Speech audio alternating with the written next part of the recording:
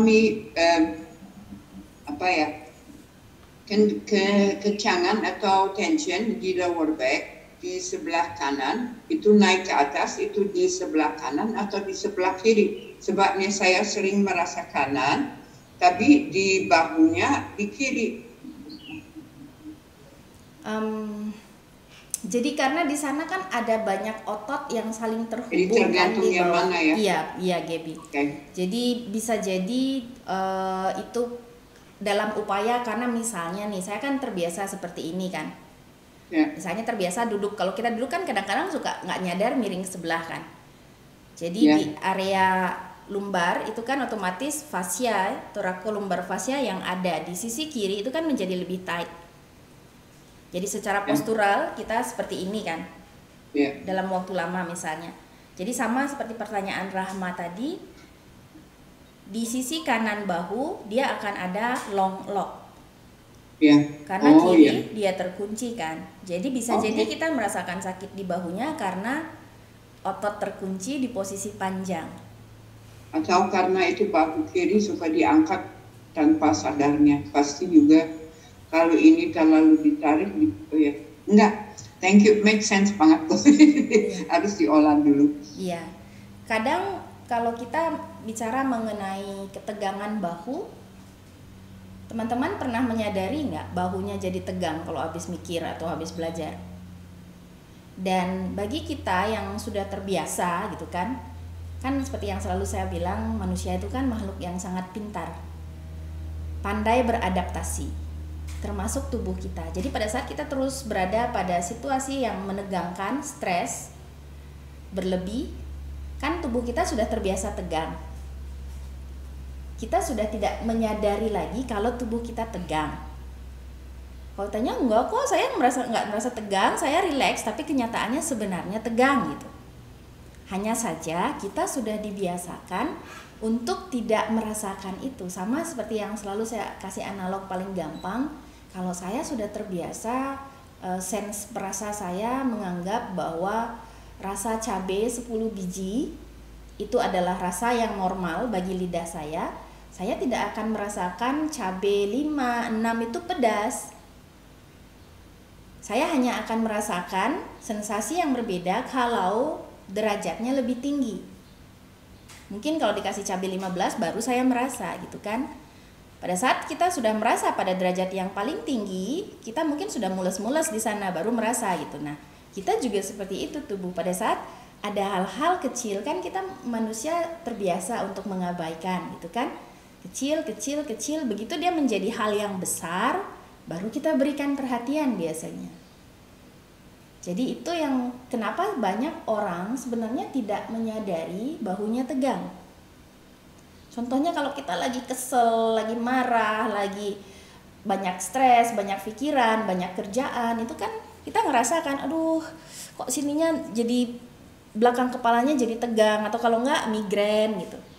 Ya karena di sana jaringan di bahunya menjadi tegang. Jadi bisa jadi kalau kita banyak aktivitas di pikiran tanpa kita sadari, pada saat kita tegang kan bahunya sebenarnya agak terangkat kan, meskipun kita nggak merasa mengangkat bahu, tetapi saraf fascia di dalamnya itu juga mengalami ketegangan yang menarik ke atas.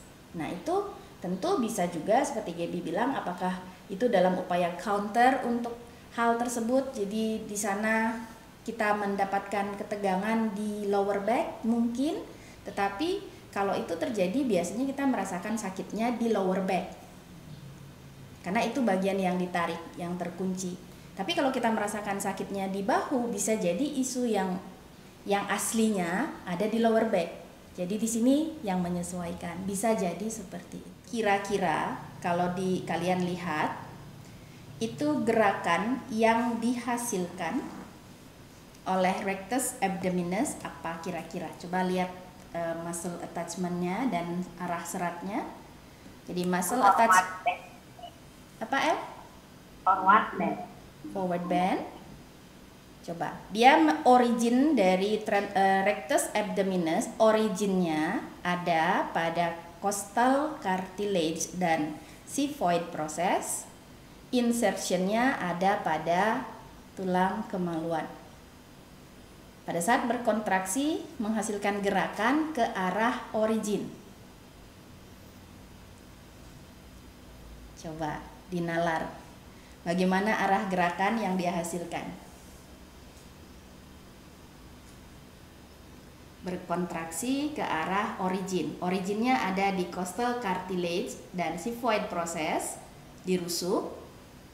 Insertionnya ada di tulang kemaluan. Berarti kalau berkontraksi, gerakan yang dihasilkan membawa ke atas kan, membawa panggul ke atas, mendekatkan panggul ke atas. Gerakan apa namanya, anak-anak?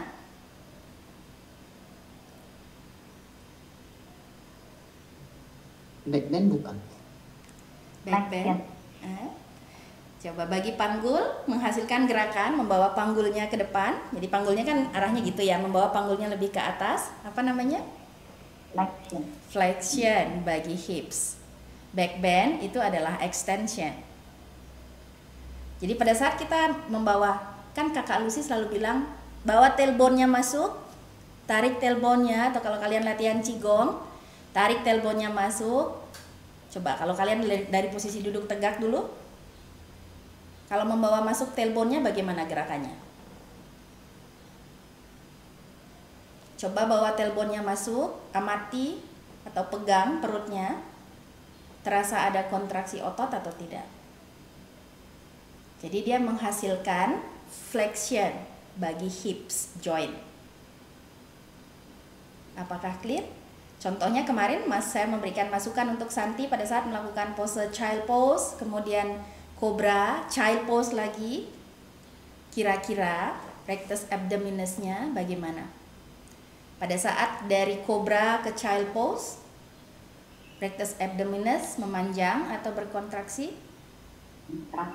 Kontraksi. Jadi kita bilang kencangkan perutnya gitu kan. Pada saat mengencangkan perut, di sana ada upaya rectus abdominis untuk aktif, menarik. Jadi itu tidak membebani lumbar jadinya. Untuk flat muscle-nya. Jadi tadi kalau teman-teman lihat di bagian belakang dari dinding perut itu dilapisi oleh erector spinae di belakang, kemudian ada quadratus lumborum, ada psoas. Nah, ini juga banyak mempengaruhi permasalahan pada lower back. Jadi kalau quadratus lumborum, kalau teman-teman lihat, itu menempel pada lebih di atas. Jadi di sini ya, di transverse abdominis di sini, transverse process. Kemudian insertionnya ada di tulang panggul. Jadi pada saat dia berkontraksi, dia membawa atau mengangkat panggul ke atas. Jadi kalau dilihat dari sisi fungsinya, kan ada di kiri kanan tuh. Iya, saya ulang ya, ada di kiri kanan. Originnya ada di atas, insertionnya ada di bawah. Berarti pada saat dia berkontraksi kan dia menarik panggul ke atas gitu kan. Oke, kira-kira gerakan apa yang dihasilkan oleh quadratus lumborum ini? Coba kalau kalian duduk dulu di posisi netral, kemudian angkat panggulnya satu, badannya jadi bagaimana? Jadi miring kah? Berarti gerakan apa yang dihasilkan?